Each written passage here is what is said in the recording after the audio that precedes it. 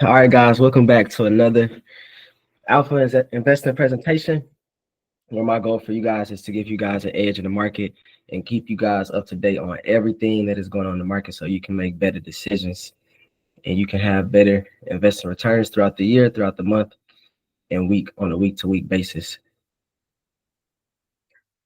First things first, like always, you already know how we do. Let me know if the chart is going up or down. Right, this should be getting easier. We should be able to kind of notice some things over time, notice the patterns. Let me know in the chat. Is it going up or are we going down? Right, let me know. Give me feedback. I can't help you if you guys don't help me. Right, so we going down. So should we be going long or should we be going short? Long or short? Right, we definitely should be going short. We can make money going up and down. So when the market goes down tomorrow, you should not be scared and you should not care because you can make money going both ways and you actually make money. You actually make more money when you are going short. Next, is this chart going up or down? Or is this asset going up or down? And should we be going long or should we be going short? It's going up. So we should be definitely trading it to the upside, right? We can make money going both ways, right? So no matter what way the asset is going, no matter if it's going up, no matter if it's going down, no matter if it's going sideways, you can make money off of it, no matter what's happening. Last one. Is it going up? Is it going down? Sideways? Let me know. Right? And then if you don't know, that's fine. Put I don't know. Sideways, sideways, sideways, sideways, sideways. Right? So it was going sideways for a long time, right? But I want you guys to pay attention, right? I know you guys are seeing that it's going sideways, right? I know you guys are seeing it's going sideways. But if we're looking on the right side where the asset is right now, it's at an all-time high. So yes, it was going sideways, but currently we are going up. So that's why we always need to pay attention to the dates at the bottom. We always need to know, okay, from what time period is this stock going sideways? From what time period is this stock going up? But right now, this stock, it just broke out of a range and it's going to the upside. Now, important fundamentals, right?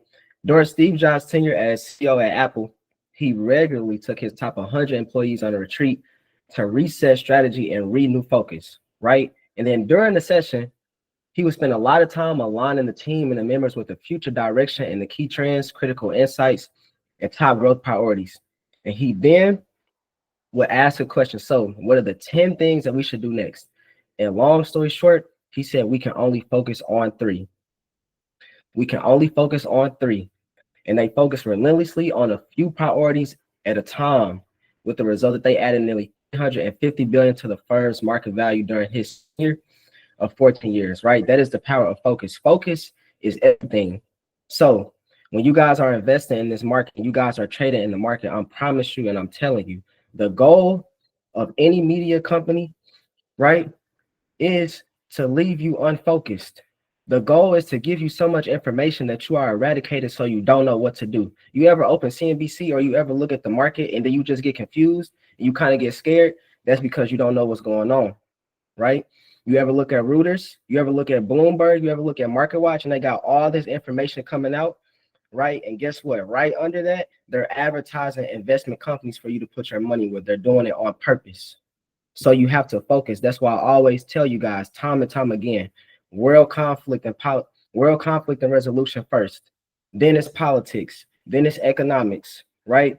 Then it's earnings. Then it's innovation. It's always going to be in that order. And as you guys are seeing the market, you guys can see why paying attention to world conflict and politics at the top is always important, right? But I want you guys to use some of the biggest lessons of the best CEOs and literally apply it to your life. So if they're doing this at Apple at the biggest level, why are we not doing it in our everyday life? At the end of the day, guess what? These companies, they run off of the everyday person. They need the everyday person. All of you in this call are smart. You're talented. You have gifts. I need you guys to start tapping into your potential, but I need you to be focused. And you are a business during the day. Now, when you go home to your family, right, and you watch Netflix and you eat dinner or whatever you do, right, you're not in business hours. But guess what? During the day, you should be running and operating like a business. Now, let's focus on Meta. Going back to the last slide, right? The power of focus. So Meta is focused on connecting people and getting data on the everyday person through various apps. So if we take a look at the graphic on the top left side, right? So in 2009, they introduced the like button. They're trying to connect people. Facebook reached 500 million users in 2010, right? In 2012, they acquired Instagram. A lot of people don't know. They didn't start out with Instagram. They acquired that company, right? Talking about the power of focus and keeping the main goal at the top. Then in 2014, they acquired WhatsApp, right? And then now, 2023, they got Threads, right? And then 2024, they're building Llama. So 41% of the world uses a Meta product.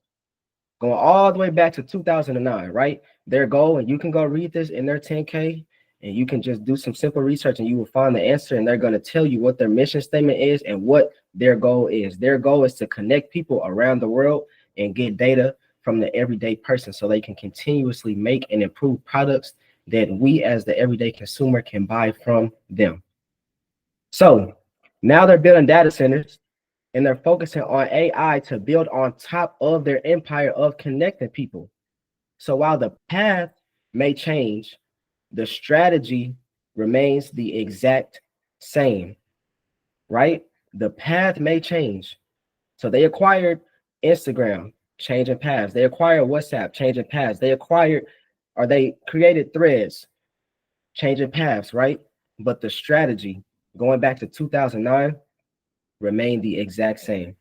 Now, Mark Zuckerberg himself, he said this is going to be a defining year for AI, right?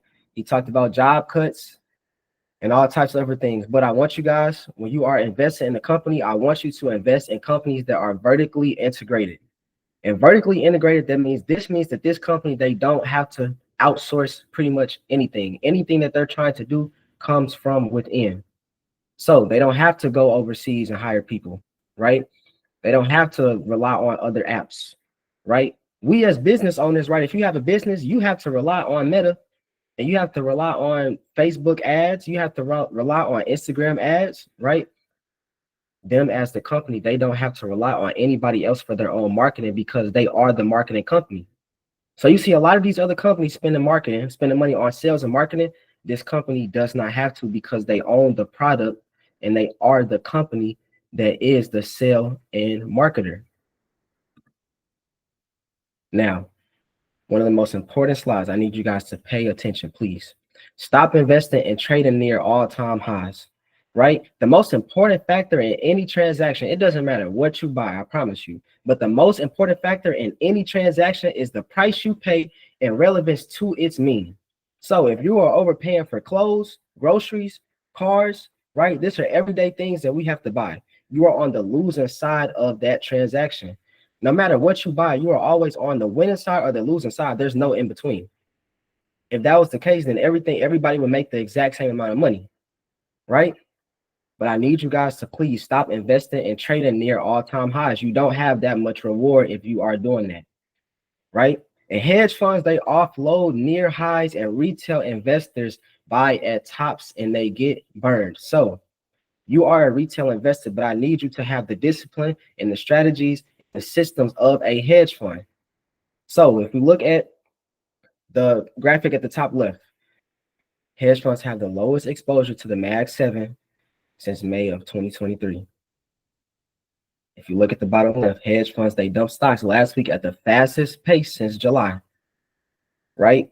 And retail investors are going all in, largest inflows into equities in 2 years. So if retail investors are buying at highs and hedge funds are offloading their equities, what do you think is going to happen to the market? Right? And everything works in the bull market, right? Everything works. No matter what you do, the market is just going up. So everything works in the bull market, right? But if we as retail investors do not primarily control the movement of the market, is it a good idea or a bad idea to buy anything near a all-time high? So just to let you guys know, you do not move the market unless you have $1 billion. Doesn't matter if you have 1 million, 5 million, 10 million, you are not actively moving the market until you have $1 billion. So you as an individual person or a collective group of people that collect up to $1 billion, or they're putting in $1 billion into an asset, then the asset or the stock will move, right? But us as retail investors, we do not have that type of money. Hedge funds and mutual funds, they're managing money for other people. It's called assets under management. So again, if we do not primarily move the market, is it a good idea or a bad idea to invest and trade near all-time highs? And then if they're moving out of tech, so I talked about this on the previous calls, right? If they're moving their money out of tech, where do you think they are going to deploy their money? I just want you guys to think about that, right? So if they're moving their money out of tech, where do you think they have to put it somewhere? Your goal and your job as a hedge fund or an investor is to move your money around and always make money for your clients. So if they're taking their money out of tech, where do you guys think that they are going to put that money? Now, I need you guys to stack your years. A lot of us, or a lot of people, we want it to happen overnight. We want it to happen overnight. I promise you, it's not going to happen overnight. So on the left-hand side, this is me personally, right? I was trying to find a way since 2021, right? These are my notes from 2021. Now, obviously, I have more notes, right? I got really in tune with the stock market, but this just goes to show the work that you have to put in before you can achieve something. So I was already in 2021, I was 16, focusing on good money habits, entrepreneurship, business ideas. I was thinking about vending machines, right? Launching new businesses, easy ways to bring in annual revenue, motivational speaking. So all the things that are coming to fruition now, and all the things that I'm doing now, I was working on them from 2021. We're in 2025, it's 4 years. And I need you guys to pay attention to 4-year cycles, right? So you go to college for 4 years. You go to high school for 4 years. In the calendar year, you have 4 seasons. So the power of 4 is very, very strong, right? So I need you guys to stack the years. And the smartest people are all self-taught, even if they went to school. There's nobody who has went to a job, I'm sure. None of the jobs were teaching you guys AI 2 years ago, right? Me and my friends were using ChatGPT 2 years ago when it first came out. So they're not going to teach you. You have to learn some things on your own. You can't always depend. You should never depend on the government. You should never depend on your job. You should never depend on anybody else but yourself for your financial education and for your financial freedom of your life, because they're not going to give it to you. I promise you, if you were making the company lose money, you would not be an employee. The only reason that these companies hire employees is because they know how much return they're going to get from their employees. So Walmart makes $300,000 per employee. Amazon makes $100,000 per employee, right? And the rich, they trust their vision and they doubt their fears, right? And the poor, they doubt their vision and they trust their fears. So wealth starts with belief. You have to trust your path, not your doubt. So going back to me all the way back in 2021, I knew at some point, right, it was going to work. So I need you guys to have the exact same mindset, and I need you guys to do the exact same thing and apply all of these tools and resources that I'm giving you to your everyday life. Now we must operate with efficiency. So on the left-hand side, these are countries with the most stocks delivering 20+% annual returns. So we are not number one. As you can see, we are not number one. India is number one. We're not even number two. Taiwan is number two, right? We're number three. So if we are not at the top, and you see a lot of these billionaires fighting publicly, right? Again, that's telling you that money in America is tight. So we need to operate with efficiency when we are investing in the market, and we have to invest and get returns out of the market at a high level. We can't just get 7 to 12% or 7 to 15%, right? Because there's a real truth about inflation. Inflation can come down, right?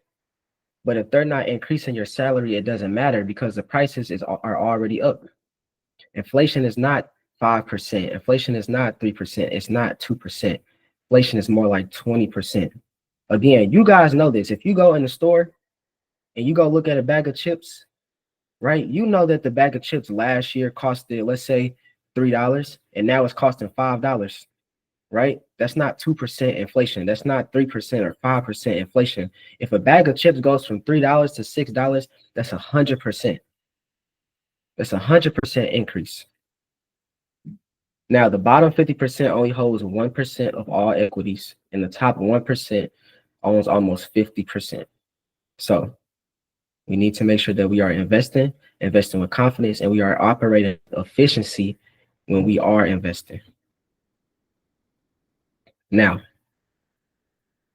I'm not telling you not to invest in the S&P 500, but if you want outsized returns and you really want to make more money, you need to invest in companies.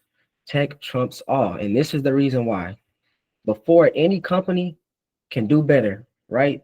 And by do better, I mean innovate. For any company to last and for any company to beat out competition, they have to out innovate you. They have to outthink you.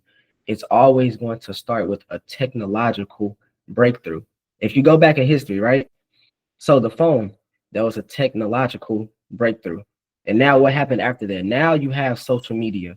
Now you have Instagram, Meta, WhatsApp, Snapchat, and Pinterest. But it all came from a technological breakthrough. The printing press, that was technological, right? The light bulb, that was technological. The refrigerator, the microwave, all these things that we have added to our life as value, it all starts from a technological breakthrough, which is why tech will always do better than the rest of the market, always. And then if you look at the chart on the left-hand side, right, it's simple. Do you want $95,000 or do you want $44,000? So if you invested in QQQ versus invested in IVV, which is basically the S&P 500, you doubled your money.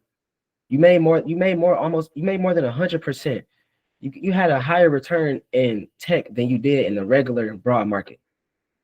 And then if you look on the right-hand side, so this is going back to November, in 5 days, Tesla went up 42%. If you were not invested in that company, then you missed that run. It has not came back down to $352. And I don't think it will. So tech trumps all, and you need to make sure that you are investing in tech companies. So when these hedge funds, right, they're taking their money out of tech and they're moving their money somewhere else, that is your key, and that is your sign to buy and invest in those tech companies, because eventually they're going to put that money back. I promise you. Now, here is a trading tip. So a lot of you guys are investing and trading in these companies, right? I need you guys to know who is trading what you are trading.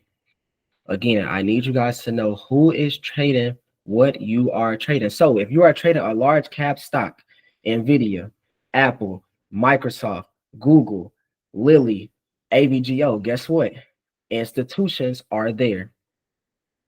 So I told you guys last time, right? Institutions, they can see your buying orders, right? So you ever got stopped out? It's called stop hunting, right?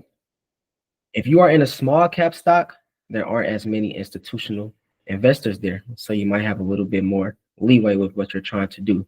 And now, know how that will affect your trading. And the same thing applies with crypto. So if you know that hedge funds and institutions are going to be in those big cap names, stop buying it at an all-time high. Stop.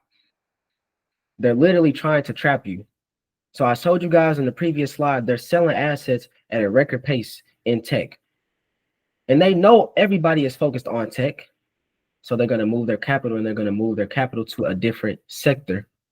While us, right, the regular average retail investor, you're still going to have your money in tech, right? While tech is falling, we should not be trading tech to the upside if it's going to fall, right? Because we do not move to market. And again, the same thing applies with crypto. Another trading tip, George Soros, one of the best traders and investors of all time, right? Now, this is a quote from Stanley Druckenmiller. And if you don't know anything about Stanley Druckenmiller, he generated a 30% return for 20 years straight with no losing years. So I'm talking, this is at the highest level, right? If you want to be the best, you have to study the best, and you have to take lessons from the best. I don't know anybody else, right, who has generated a 30% return for 20 years straight in my circle, right? So this is at the highest level. But he was talking about George Soros, and he says Soros is the best loss taker I've ever seen. He doesn't care whether he wins or loses on the trade. If the trade does not work out, he's confident enough in his ability to win on other trades that he can easily walk away from the position. So a lot of us are just gambling. A lot of us were trying to take one trade and turn 10,000 into 100,000. And I know it sounds nice, right? But guess what? If it was easy, then everybody can do it. That mantra right there, I promise you, is so true. If it was easy, then everybody can do it. And then even if you do it, are you going to have the discipline to not try to turn 100,000 into a million in 2 weeks or a month? Because if you're trying to do that, then you're going to lose it all. Now, Soros, he lets price action tell him when his trade is wrong, and he will immediately exit a trade when proven wrong, and he keeps his losses small. So this is at the highest level, right? You guys can do whatever you want to do. I'm just trying to give you guys insight on the highest level and the best investors of all time. Emotion is not a stop loss. Hope is not a stop loss, right? And confidence in your trades, and you're going to be okay with losing after you put more reps in. The more reps you put in, the more comfortable you're going to be okay with losing, because the more reps you put in, you're going to get better.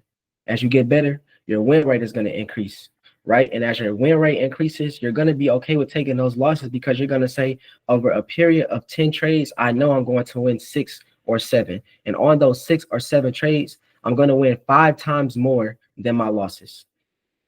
So if out of 10 trades, I win 7, right? And I make $500. On the 3 trades that I lose, I'm only going to lose $100 each time. So if you do 5 times 7, right? Or you do, that's 35. And then if you count your losses, right? So that will turn into 3,500. If you did 500 times 7, that's 3,500, right? And then if you did 3 times 1, that's 300, right? So you made 3,500 and you only lost 300. Why can we live with that, right? We can live with that. Trading is a game of compounding. We have to stop trying to get it all at once. I promise you, at the highest level, you guys don't think Wells Fargo, Citi, Robin Hood, Bank of America, JP Morgan, you guys don't think that they already tried that at the highest level? I promise you, right? So we have to have rules and systems in place, and we have to move with efficiency. Now, you can fake a lot of things in life, but work ethic is not one of them, right? Now, I want you guys to pay attention to the left-hand side of the screen, and this is time spent. So as you get older, you're going to spend more and more and more and more time alone, right? But as you get older, you're going to spend less time with friends. You're going to spend less time with your coworkers. You're going to spend less time with your children. You're going to spend less time with your parents, siblings, and your family. Like, the real reason that we should want to get money is to have more quality time with the people around us, right? That's real wealth. Having your time, having your energy, being close to your family, having health, right? So at some point, you have to get upset that you're not spending time with your family. At some point, you have to get upset that you're not spending time with your friends, right? You're not spending time with your coworkers. You're not spending time with your children. You're not spending time with those that you love. And it was done by design. So if you're spending 9 hours or really 10 hours that's dedicated to work, you have to drive there for 30 minutes. Then you have to work for 8 hours. You have your lunch break, that's an hour, right? Then you got to drive back home for 30 minutes. Then you got to get home, you got to decompress, right? Because you're tired from the day. So honestly, you probably didn't put 12 hours into your job. And that's just if you work an 8-hour shift. Some of us working 12-hour shifts, right? It's done by design, but at some point you have to get upset, and you first be driven by an emotional attachment. So if you are attached to your family, if you are attached to your kids, if you are attached to your goals and mission, that is going to drive you. You have to have an emotion. We are emotional people by nature. Before we evolved into what we are now, right? We were throwing spears and killing stuff outside, right? You got to go back to what we were. That's what we were, right? We were emotional by nature. We were created to make decisions on split seconds. But After that, you have to have you must take that emotion and you need to put it into logical steps to move towards your goal. So the emotion is going to drive you, and then after that, you need a plan and a system and put it into steps and keep allowing that emotion to drive you over and over and over again until you reach your goal, right? And I promise you, the results that you are looking for are going to come from compounding years on top of each other. So at some point, we have to turn pain into progression. We have to. You have to turn pain into progression. And we have to understand this is not going to happen overnight, right? We got to compound those years time and time and time again until we finally get what we're looking for. Now, going into this week coming up, right? We got a big week. So on Monday, we have manufacturing PMI. We have construction spending. We got ISM manufacturing. We have auto sales. So we're going to get some insight on how, auto sales are doing, how the car market is doing, right? It's not going to factor in the tariffs, right? Because they haven't truly hit yet. But we're going to get, some insight on construction spending. So those companies like Caterpillar, it's important for you guys to pay attention to that. Tuesday, we got job openings and factory orders. Wednesday, we got ADP employment, trade deficit, final services PMI, and ISM services. So I want you guys to pay attention to ADP employment and the trade deficit because that is what's driving tariffs at the moment, or so he says. Thursday, you have initial jobless claims, which is something that every hedge fund and everybody on earth paying attention to the market is looking at. So I want you guys to pay attention to initial jobless claims. And U.S. productivity, that's important as well. Is the U.S. growing or is it dying? Right? United States is a business. Is it growing or is it dying? That's why we need to pay attention to that. And Friday, you have the employment report. You have the unemployment rate. You have hourly wages year over year, wholesale inventories for those companies like Costco, right? Consumer sentiment. And then you also have consumer credit. Consumer credit is definitely going to be something that you guys need to look at because the biggest thing that is going to drive a recession is going to be debt. Earnings, you got Palantir on Monday. You got SAIA. It's a trucking company. Tuesday, you got PayPal, AMD, Spotify, Google, Pepsi, Snapchat, Pfizer, Chipotle, Enphase Energy, Merck, Amgen. You got Ferrari. Wednesday, you got Uber, Qualcomm. If you are investing in Qualcomm, you need to pay attention to how they are broadening their business and how they are dependent or how they are kind of widening their moat and having less dependence on Apple. Novo is going to report earnings. Disney, Ford, and ARM. And then Thursday, you got Lilly, Amazon, Peloton, Dead Company, Elf, Roblox, Affirm, Fortinet, Hershey.